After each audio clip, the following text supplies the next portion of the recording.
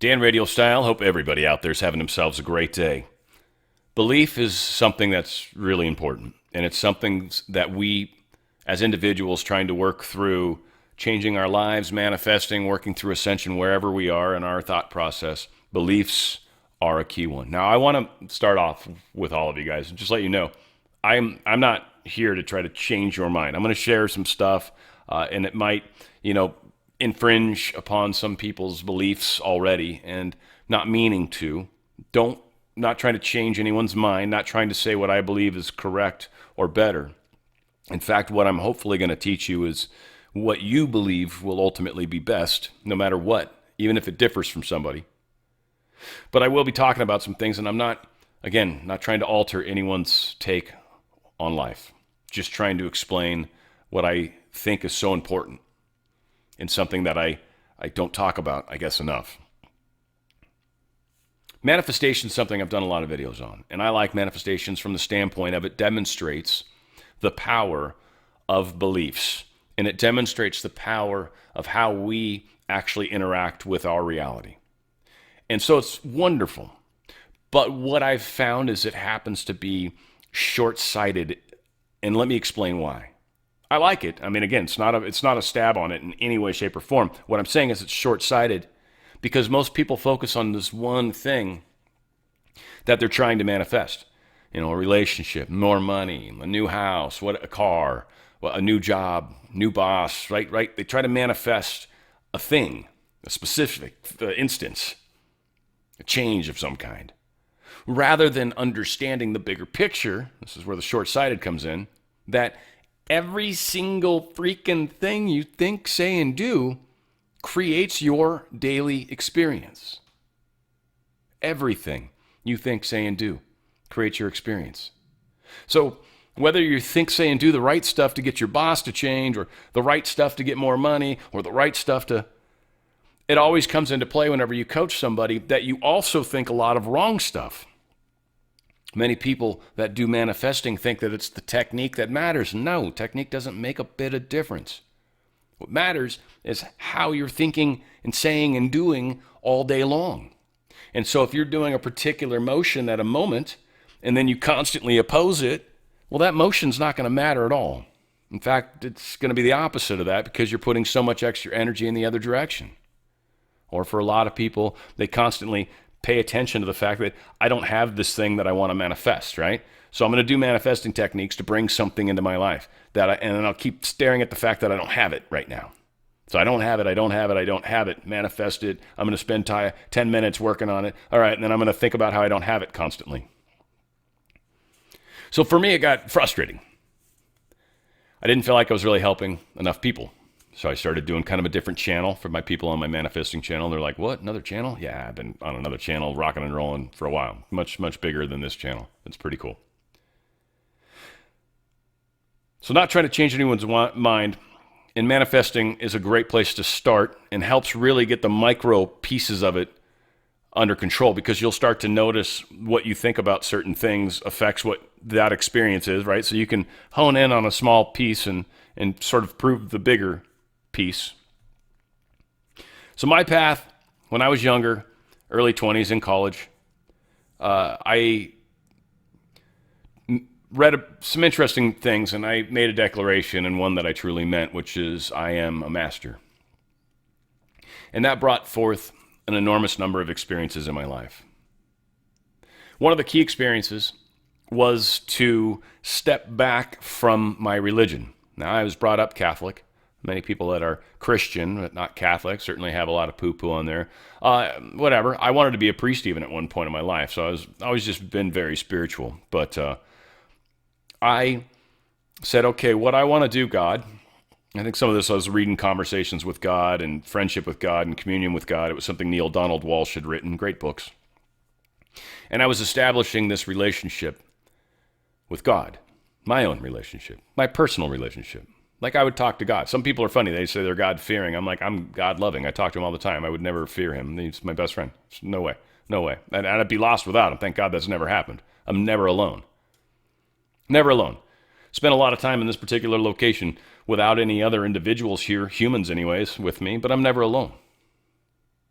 So I stood back and I said, God, I want to have an experience with you. I want to understand you better. And I don't want it to be based off of all these other things that everybody else says it should be. I want you to show me you. I want to have an experience with you. And I began to let that unfold and show itself. And over a lot of years, I came to an understanding.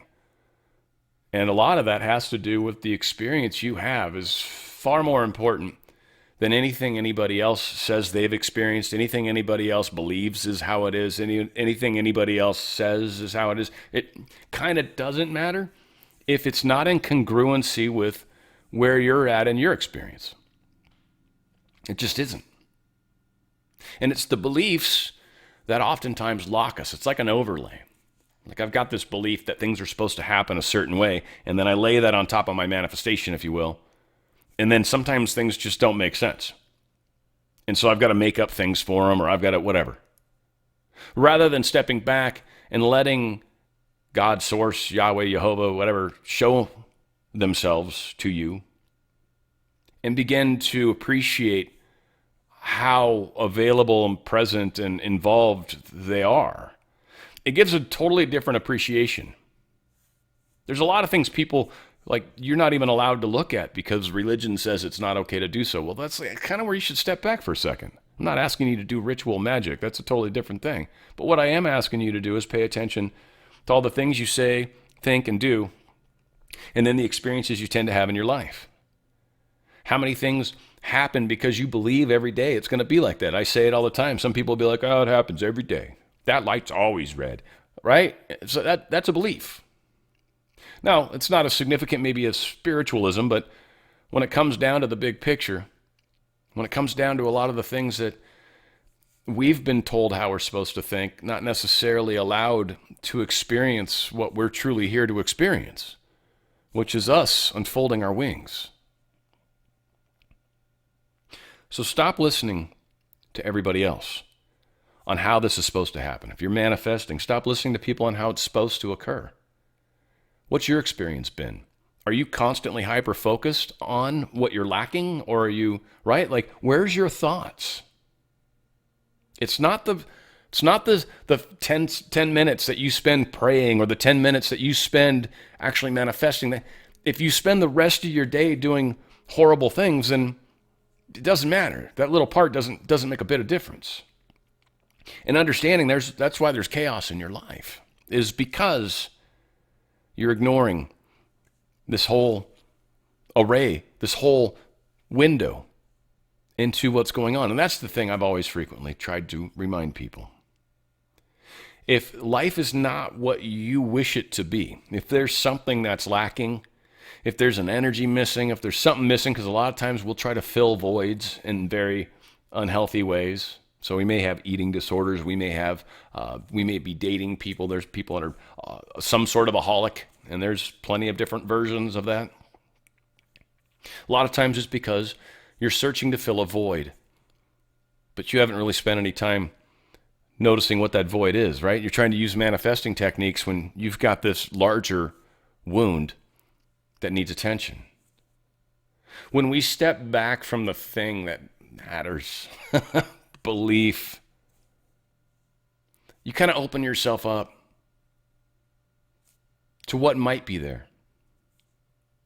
And I think when people do finally understand the connection between your reality, what you experience 100% of the time, you consciously, right? You might have other people in and out of the room. Maybe you're even married to somebody and you see them a lot, but you don't see them constantly. There are moments throughout the day where you might even actually be alone for a moment. That's our reality. There's a lot of places in our worlds, and you're conscious of you 100% of the time. What's happening, what's being experienced is meaningful.